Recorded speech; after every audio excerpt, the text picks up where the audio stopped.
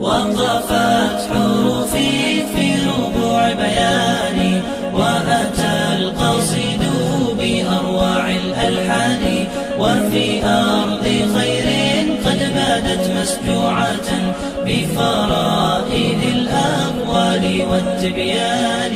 نبدي الجمال على غصون بهائكم، ليفوح عطر الورد والريحان.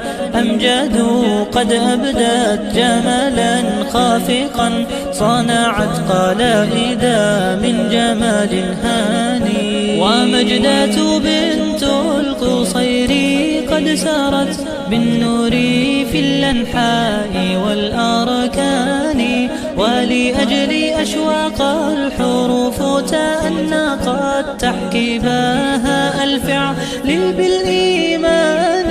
وجدان قد أبدت حديثا شامخا، رسمت وميض الخير فيه